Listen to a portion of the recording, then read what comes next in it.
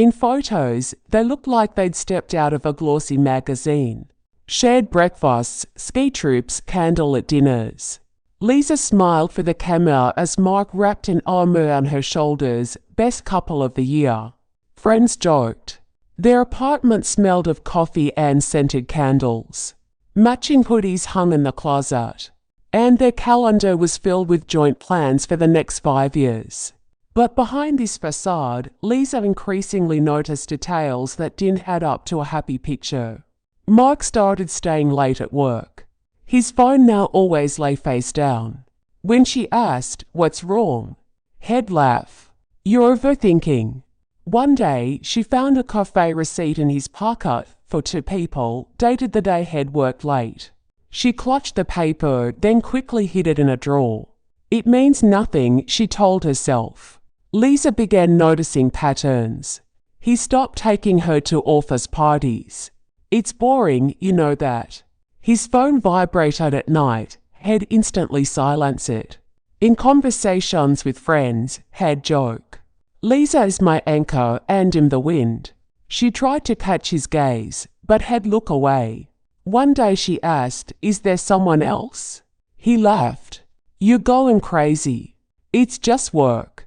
But that evening, she saw him quickly close a browser tab as she entered the room. A woman's name flashed on the screen. "It's a colleague," he said without looking at her. "She needs help with a project." Lisa nodded, but something inside her cracked. "Am I going mad?" she thought. At the dry cleaners, Lisa picked up his jacket and instinctively checked the pockets. In a hidden compartment, she found a business card, Anna.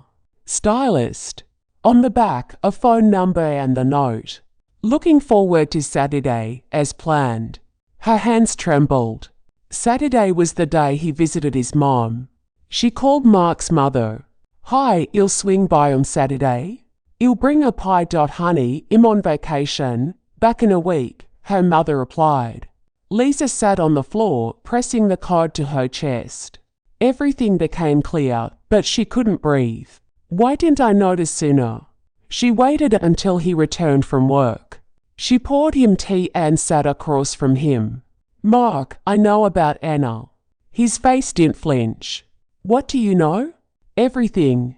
The card, the calls, the Saturdays at your mom's." He sighed, put down his cup. "I wanted to tell you. It's complicated. Complicated is lying to me for 6 months." Her voice was steady, but inside she was shattering. For the first time, she saw not her husband, but a stranger who had shared her bed. "I'm not asking for explanations," she said quietly. "I'm asking for the truth." He looked away. "I didn't want to hurt you." "Too late," she whispered. That night, Lisa packed a small bag. Mark watched from the doorway. "Where will you go?" he asked. "Somewhere I can breathe," she replied. She went to her sister's place. Anna, her younger sister, hugged her tightly. "You're safe here," she said, making tea. In the guest room, Lisa stared at the ceiling. Images flashed in her mind. Their wedding, his promises, the way he used to say, "You're my everything." Now she realized. Those words were just another lie. The next morning, she deleted all their joint photos from her phone. Each tap felt like ripping off a bandage. But beneath the pain, Anna suggested Lisa join a local running club. "Movement helps clear the head," she said. At 6 a.m., Lisa laced up her old sneakers. The city was quiet, the air crisp. As she ran, she felt muscles protest, lungs burn, but with each step, something inside her loosened. After the run, she sat on a park bench, dripping with sweat. A woman next to her smiled. "First time back?" Lisa nodded yes. "It feels good." That afternoon, she booked a haircut. The stylist asked, "How do you want it?" "Short," Lisa said. "And blonde." As the scissors cut through her long brown hair, she felt lighter. This is just the beginning, she thought. Lisa started small rituals. Morning coffee alone, reading a book she'd always wanted to read. Weekend walks to markets, buying flowers just for herself. writing in a journal not about him, but about her dreams, fears, hopes. One rainy afternoon, she visited an art gallery. A painting caught her eyes, abstract swirls of blue and gold. The plaque read, "Rebirth." Tears welled up. In Reborn too, she realized. That evening, she called Anna. "I want to travel. Somewhere far." "Let's plan it," Anna said.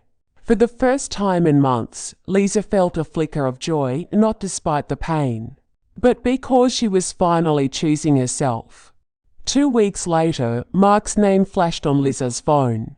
The message read, "Can we talk? I miss you." Her thumb hovered over the screen.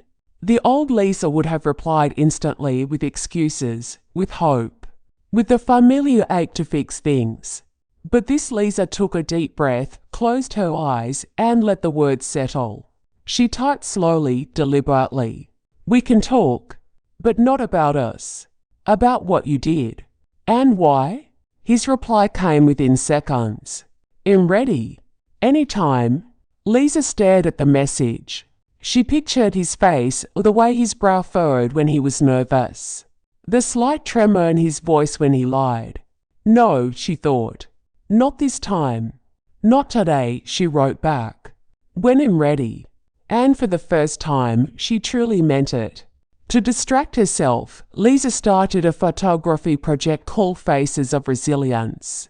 She interviewed women who had rebuilt their lives after betrayal, divorce, or loss. One participant, Elena 48, shared, "The day I found out, I smashed every mirror in my house. I couldn't look at myself. But now I see a warrior." Another, Maya 32, said, "I thought I'd never trust again. But the real betrayal wasn't his, it was mine. I betrayed myself by staying silent." As Lisa listened, she realized their stories weren't just about pain. They were about reclaiming power. "Can I photograph you?" Lisa asked Eleanor. "Only if you photograph yourself too," Eleanor replied with a knowing smile. That night, Lisa set up a tripod in her room. She adjusted the camera, took a deep breath, and pressed the shutter. On the screen, she saw not the broken woman from months ago, but someone quieter, stronger, a woman in progress. A month later, Lisa hosted a small exhibition of Faces of Resilience at a local gallery. The walls displayed 10 portraits, each woman captured in a moment of quiet strength. Below each photo, handwritten quotes told their stories. On opening night, the room buzzed with conversation. Lisa stood near her self-portrait, watching visitors pause at each image. A young woman approached her. "Your work, it's like looking in a mirror." "I didn't know I wasn't alone." Lisa smiled. "You're not."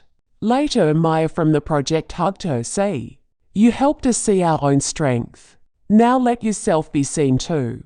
As the evening wound down, Lisa stepped outside for air. The city lights twinkled, and for the first time in years, she felt light, not because the pain was gone, but because she had turned it into something meaningful. 6 months after the exhibition, Lisa sat at her desk, reviewing emails from publishers interested in turning Faces of Resilience into a book. She sipped tea, the morning sun warming her face. Her phone buzzed, a message from Anna, her sister. "How's the book proposal coming? P.S.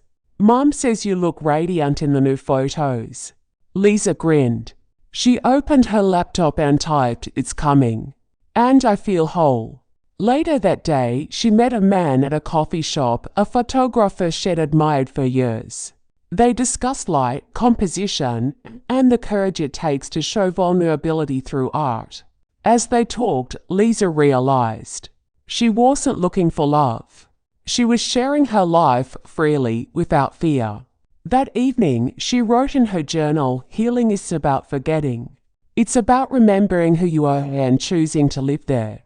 She closed the book, looked out her window at the stars, and whispered, "Thank you for everything."